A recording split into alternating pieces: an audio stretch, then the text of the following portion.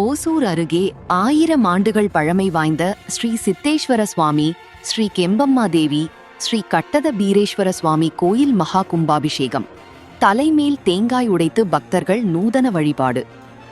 ஓசூர் அருகே உள்ள கெலவரப்பள்ளி கிராமத்தில் 1000 ஆண்டுகள் பழமை வாய்ந்த ஸ்ரீ சித்தேஸ்வர சுவாமி, ஸ்ரீ கெம்பம்மா தேவி, ஸ்ரீ கட்டத பீரேஸ்வர சுவாமி கோயில் உள்ளது. பழமை வாய்ந்த இந்த கோயில் சிதிலமடைந்து கிடந்த நிலையில் கோயில் கமிட்டியினர் நாகராஜ் ஏற்பாட்டில் பழைய கோயிலை இடித்துவிட்டு அதில் புதிய கோயில் கட்டும் பணிகளை மேற்கொண்டனர்.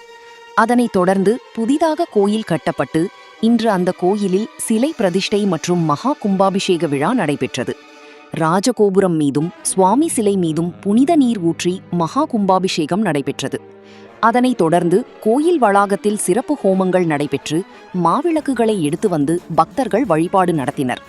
அப்போது சுவாமிகளுக்கு மங்கள ஆரத்தி எடுத்து சிறப்பு வழிபாடுகள் நடத்தப்பட்டன.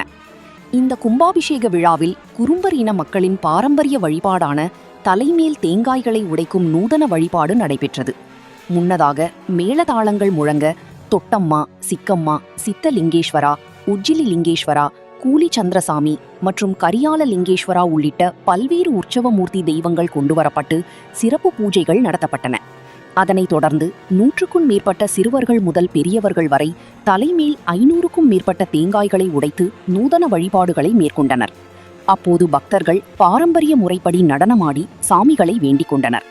அதனைத் தொடர்ந்து மேளதாளங்கள் முழங்க பூசாரிகள் அனைவரும் அலங்கரிக்கப்பட்ட உற்சவமூர்த்தி தெய்வங்களை தலைமேல் எடுத்துக்கொண்டு அங்கு நடனமாடினர். இந்த திருவிழாவில் கெலவரப்பள்ளி கிராம மக்கள் மட்டுமல்லாமல் அதனை சுற்றியுள்ள கிராமங்களை சேர்ந்த பொதுமக்கள் கலந்து கொண்டு வழிபாடு நடத்தினர். மேலும் நிகழ்ச்சியில் கேபிள் மாதேஷ் மற்றும் கோவில் கமிட்டி நிர்வாகிகள் பொதுமக்கள் என கலந்து கொண்டனர்.